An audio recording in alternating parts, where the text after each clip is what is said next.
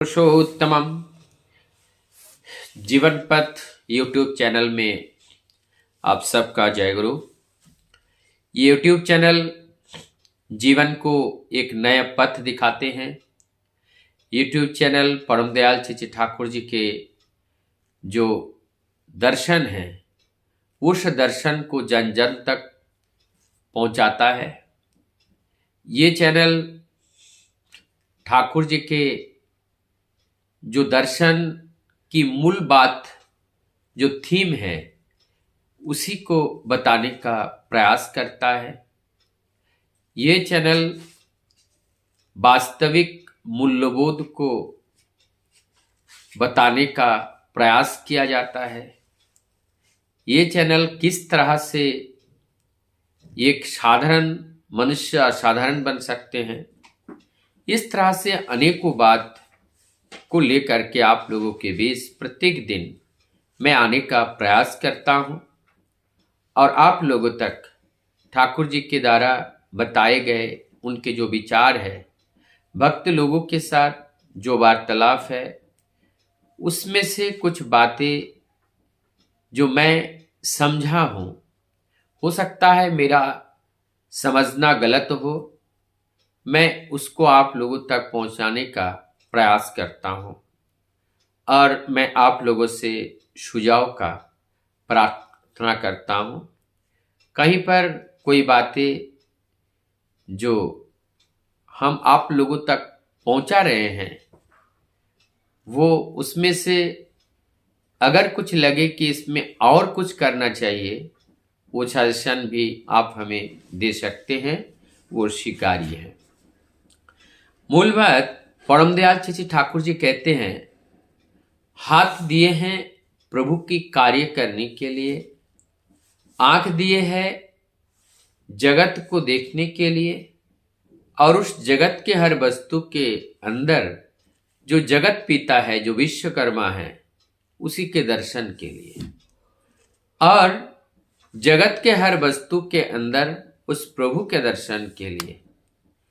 पैर हमें जो पग है ये हमें प्राप्त हुआ है, इससे चल करके प्रभु के द्वार में जाने के लिए, इससे चल चलकर प्रभु की वार्ता को दरवाजे दौड़ तक पहुंचाने के लिए, इस पैदल में चल चल के प्रभु का कीर्तन गुणागुण एक से दूसरे घर तक पहुंचाने के लिए।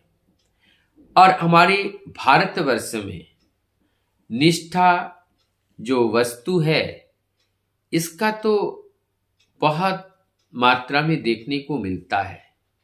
निष्ठा और शिक्षा, दीक्षा, ये जो दीक्षा है, दीक्षा का अर्थ ही होता है हमारी जीवन चलना कैसा हो, उसके लिए जो बेसमेंट तैयार करने के लिए कुछ बातें, जो कुछ नियम दी जाती है, वो नियम का नाम ही दीक्षा है।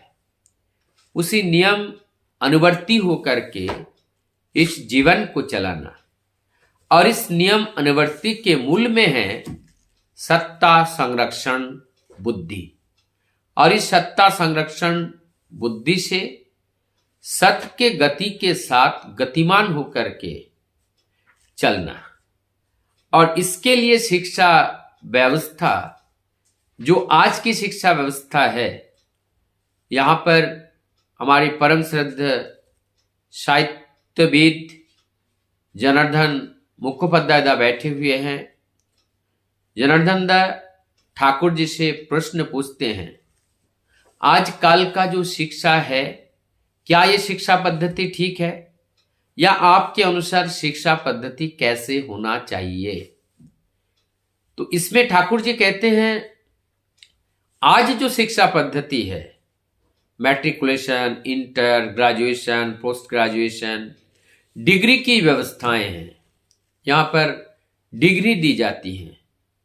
लेकिन पहले जो शिक्षा व्यवस्था थी उसमें कर्म कौशल को जान करके आपको शिक्षित, आपको ज्ञानी, आपको बुद्धिमान माना जाता था, समझा जाता था। इसीलिए ये जो आश्रम है, 4 प्रकार के आश्रम बताया गया। सर्वप्रथम है ब्रह्मचारी आश्रम, उसके बाद गृहस्थ आश्रम, फिर वानप्रस्थ और उसके बाद है सन्यास। तो ये जो गारस्थ आश्रम है, ठाकुर जी आश्रम के बात को कहते थे, परिश्रम करके जो कार्य किया जाता है, जो निर्माण किया जाता है, वही आश्रम है। तो यहां पर श्रम की बात बताए हैं। हर बात को केवल ज्ञान के द्वारा पकड़ने के लिए नहीं, याद रखने के लिए नहीं, बोधगम करने के लिए नहीं, हमारे शरीर से करके उस ज्ञान को मस्तिष्क में तो रहेगा, लेकिन उसे कार्य में परिणत करना है। हमें अभ्यास व्रती होना है। जब तक हम अभ्यास व्रती नहीं होते हैं, तब तक हमें डिग्री भी आज मिल रहा है, कल हम भूल जाएंगे। तो ऐसे डिग्री से क्या होगा? ठाकुर जी फैमिली स्कूल की बात करते थे। ठाकुर जी बताते थे ऐसा एक परिवार हो जहां पर उनकी क्रियाकलाप, रहन सहन सब एक दैवोपम विधि विधान के अंतर्गत हो। ब्रह्म मुहूर्त में जानना, जगना, उसके बाद अध्ययन अध्यापना करना, समय से प्रहार करना, प्रभु का भोग निवेदन करना एवं भक्त व समाज जनों का आवश्यकता को परिपूर्ण करने वाले सेवा को करना। ऐसी स्थिति में अगर चलते हैं, ये तो बहुत सुंदर है, ऐसे चलना चाहिए जिसके फैमिली स्कूल की बात कही गई है। और जो गुरुकुल व्यवस्था में जो थी, ये फैमिली स्कूल की तरह थी। वहां पर कृषि कार्य करने के लिए केवल थ्योरेटिकली उसको पढ़ाया नहीं जाता था, प्रैक्टिकली कराया जाता था। और ये करने से हमारे जीवन वर्धन में बहुत ही सहयोग होते हैं। ऐसे वार्तालाप करते करते ठाकुर जी से एक प्रश्न पूछा गया, ठाकुर हमारा ये जीवन अन्नगत जीवन है, अगर कोई वर्ष ऐसा हो कि कहीं पर फसल न उगा हो, इसके लिए हमारी जो खाद्य संरक्षणी बुद्धि है, ये कैसे क्या करना है? ठाकुर जी प्रत्युत्तर में कहते हैं कि कम से कम 3 वर्ष का आहार की व्यवस्था, अनाज की व्यवस्था करके रखना चाहिए। अगर ऐसे करते हैं तो इसमें हम लोग अगर कभी फसल नहीं हो तो उसमें हम भूखे नहीं मरेंगे।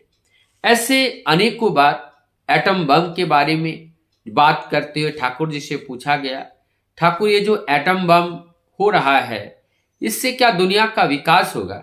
ठाकुर जी ने उत्तर में बोलते हैं ये विनाश होगा, लेकिन परिस्थिति के अनुरूप जब ऐसा हो रहा है और इसी के माध्यम में हमें भी उस एटम बम की जरूरत है, क्योंकि लोग उस हमारे अंदर जो शक्ति से ही डरते हैं।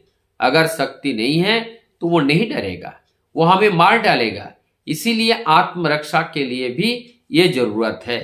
लेकिन जिस दिन इसको निष्क्रिय किया जाएगा, इसी को प्रैक्टिकल इसको रूप दिया जाएगा, तो इस प्रकृति के ऊपर बहुत बड़ा एक नुकसान होगा और वो नुकसान उठाना पड़ेगा।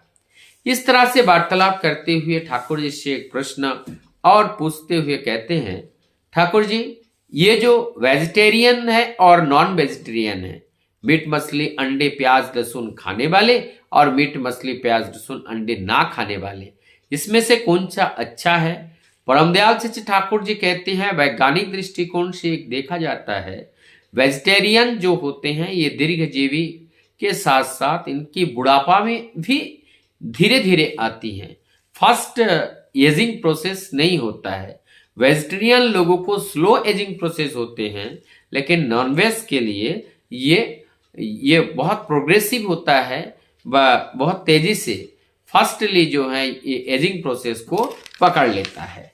तो इसी प्रकार से अनेकों बात इसमें बताया गया कि किस तरह से क्यों वेजिटेरियन और क्यों जो है नॉनवेज वाले जो आहार है हम लोगों के लिए लाभदायी हैं, हम लोगों के लिए वो नुकसान है। ये सारी बातें परमदयाल से ठाकुर जी अपने अनेकों बार अनेकों वाणियों में अनेक गद्य पद्य छंद के रूप में हम लोगों को लगातार प्रेरणा देते रहे कि किस तरह से हमें चलना है, किस तरह से हमें बोलना है, क्या हमें खाना है। ठाकुर जी की एक वाणी है, मांस मांसो खासने यार प्याज रसुन मादुक छाड़।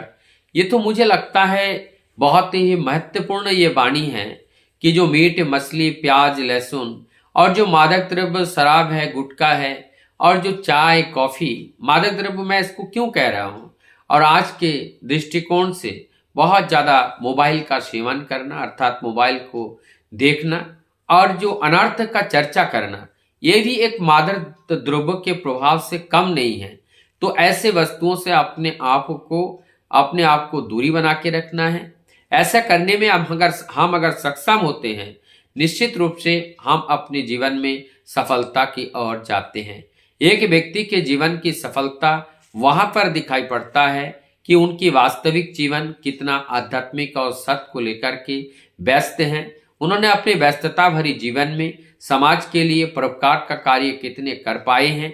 इस सब को देखते हुए उन्होंने परिवार के, अपने संतान संतति, अपने पत्नी माता पिता के प्रति उनका कितना निष्ठा, कितना श्रद्धा है और उनको कितना सेवा उन्होंने दिया है, ये सब मिला करके जीवन की सफलता का आकलन किया जाता है। वास्तव में जिस परीक्षा दे करके हम पास होते हैं, मार्कशीट हमारे पास होते हैं, हमारे जीवन का मूल परीक्षा ही यही है कि हमने अपने संतान को एक इंसान बना पाया, क्या हमने अपने बेटे को सही जगह पे उनका विवाह करा पाए, क्या हमने अपने बेटी की सुशिक्षा दे करके ठाकुर जी के भावधारा को उनके अंदर हम प्रवेश करा पाए, या वही भावधारा को लेकर के ससुराल में जाकर के ठाकुर का प्रचार प्रसार कर पाए। क्या हमने अपने बेटी के जीवन में ऐसा भरा है कि वो ठाकुर को लेकर के उस वार्ता को जन जन तक पहुंचाए। न केवल जब तक हम जिंदा रहे तब तक ठाकुर जिंदा है हमारे घर में, जब हम चले जाएं तो ठाकुर भी हमारी उस मृत्यु शव के साथ वो विदा हो जाए। ऐसे करना अर्थात होते हैं अपने आप को धोखा देना। ठाकुर जी कहते हैं धोखा देने पर धोखा ही पाओगे। तो इसका अर्थ ये निकला हमें धोखा नहीं देना है, ईमानदारी से कार्य करना है, ठाकुर जी के वार्ता को अपने कर्म के द्वारा मूर्त करना है, तभी हम अपने जीवन में सफल कामी होंगे। हम अपना पृथ्वी पर आना भी सार्थक होगा और हम और लोगों को भी सफल बनाने में और लोगों को हित करने में भी हम सफल हो पाएंगे। अब मैं अपने वीडियो को यही विराम देता हूं। आप सबकी मंगल प्रार्थना प्रभु के चरण में करता हूं। आप लोग जो जहां पे भी हो, सभी लोग आनंद में रहे, सुख में सुखी रहे और प्रभु को लेकर के रहे, क्योंकि ये प्रभु ही हमारे जीवन का प्राण है और उस प्राण के बिना इस देह का कोई मूल्य नहीं है।